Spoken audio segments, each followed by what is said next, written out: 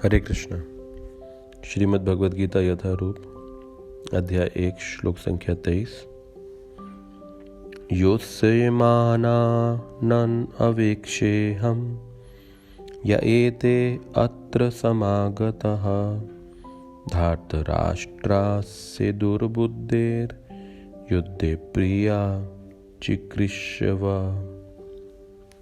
मुझे उन लोगों को देखने दीजिए जो यहाँ पर धृतराष्ट्र के दुर्बुद्धि पुत्र को प्रसन्न करने की इच्छा से लड़ने के लिए आए हुए हैं।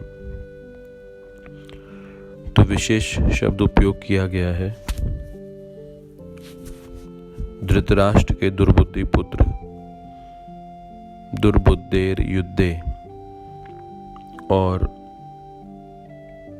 योत्स्यमानान्, जो लोग युद्ध करने वाले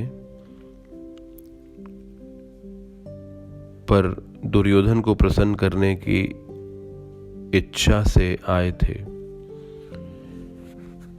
तो जितने भी सहयोगी दुर्योधन को सहयोग कर रहे थे इस युद्ध में, वो दुर्योधन को सहयोग दुर्योधन के लिए नहीं अपने लिए ही कर रहे थे, क्योंकि वो जानते थे कि दुर्योधन एक आदर्श नेता नहीं है।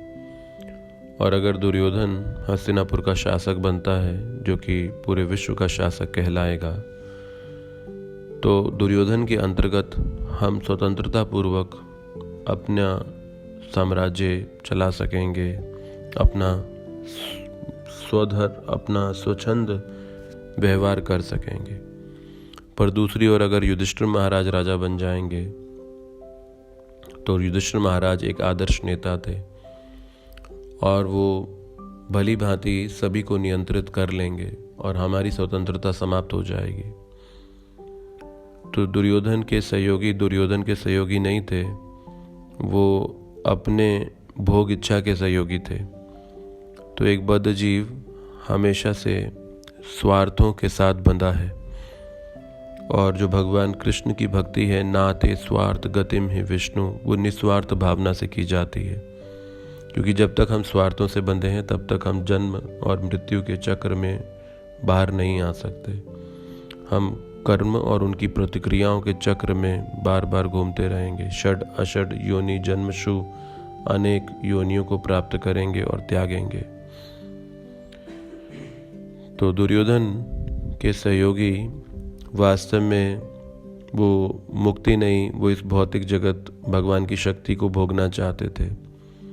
तो ये युद्ध था एक तरफ भगवान के सेवक और दूसरी तरफ भोगियों के बीच में। तो दुर्योधन ऐसे भोगियों का नेतृत्व कर रहा था, और ऐसे लोग कभी विश्वास के योग्य नहीं होते, क्योंकि वो अपने स्वार्थों के लिए किसी को भी धोखा दे सकते हैं, किसी का भी दुरुपयोग कर सकते हैं। जिस प्रकार से धृतराष्ट्र अपने स्वार्थ के लिए अपने पुत्र दुर्योधन को बेरोक टोक कुछ भी करने दे रहा था, और दुर्योधन अपने स्वार्थ के लिए धृतराष्ट्र की इस कमजोरी का उपयोग कर रहा था। और यही नहीं, शकुनी अपने स्वार्थ के लिए दुर्योधन को सहयोग कर रहा था, और जितने भी राजा थे वो अपने स्वार्थों के लिए दुर्योधन के सहयोग में थे। तो सब अपने स्वार्थों के लिए युद्ध कर रहे थे एक साथ। इसीलिए जब विभीषण जी भगवान श्री रामचंद्र जी को रावण की सेना के विषय में जानकारी देते हैं, तो जितने बानर लोग वो सुनते हैं संख्या और कितनी मात्रा में योद्धा हैं रावण के पास, वो सुनने के बाद बानरों के मुंह खुले के खुले रह जाते हैं। इतने निपुण और इतनी अधिक मात्रा और इतने अस्त्र शस्त्रों के साथ जो सैनिक थे, वो बानरों की कल्पना से परे थे। लेकिन ये सारी संख्या और अनुपात समझाने के बाद विभीषण जी एक बात कहते हैं कि डरने की कोई बात नहीं है, क्योंकि जो रावण की सेना है वो अपने स्वार्थों के लिए रावण के पास है, और ऐसे जो लोग हैं वो कभी भी निष्ठावान नहीं हो सकते, और वो कभी भी अपने हृदय से युद्ध नहीं करने वाले, क्योंकि वो रावण से पैसा लेते हैं युद्ध में भाग लेने के लिए। लेकिन जो भगवान राम की सेना है वो निस्वार्थ भावना से भगवान की सेवा के लिए भगवान के साथ है। तो इसलिए निस्वार्थता में बड़ी शक्ति है। जहाँ पर निस्वार्थ भगवान की सेवा की जाएगी, वहाँ पर आध्यात्मिक बल रहता है। लेकिन जहाँ पर स्वार्थों के साथ हम चाहे कोई पुण्य या भक्ति का कार्य करें, वो बलहीन है, वो हमारे हृदय को शुद्ध नहीं कर सकता। इसीलिए ये दुर्योधन के जो कि दुर्बुद्धि था, और दुर्बुद्धि क्यों था? क्योंकि वो अनावश्यक अधर्म के पथ पर चल रहा था, दूसरों को दुख देने पे लगा था और अपने स्वार्थों के लिए।